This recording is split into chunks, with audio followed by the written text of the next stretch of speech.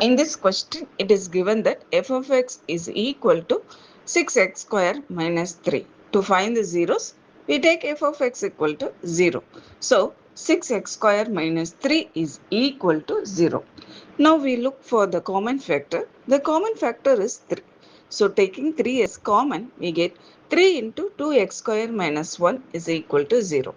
Bring this 3 to right side, we get 0 by 3, which is equal to 0.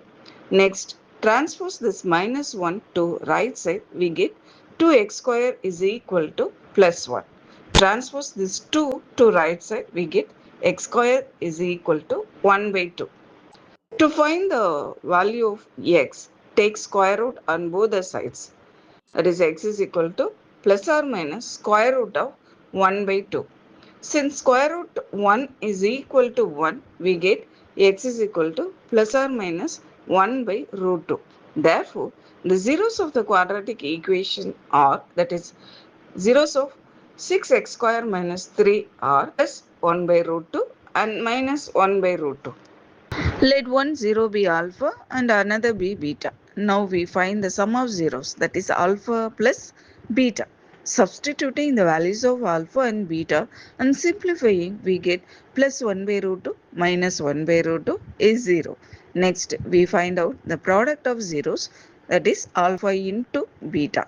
Substituting the values and simplifying, that is on the numerator 1 into minus 1 is equal to minus 1 and the denominator root 2 into root 2 is equal to 2. So that we get minus 1 by 2. Next, we find the sum and product of zeros directly from the quadratic equation. Given is f of x equal to 6x square minus 3. We rewrite it as 6x square plus 0x minus 3. Comparing this equation with the standard form, that is ax square plus bx plus c, so that we get a, b and c values. A is equal to 6, b is equal to 0, c is minus 3. Sum of zeros formula is minus b by a. Substituting this b and a values, we get minus 0 by 6, which is equal to 0. Next, we find out the product of zeros. This formula is c by a. Substituting c and a values, we get minus 3 by 6, which is equal to minus 1 by 2. Since the sum and product of zeros obtained from the quadratic equation and from the zeros are equal, hence the quadratic equation is verified.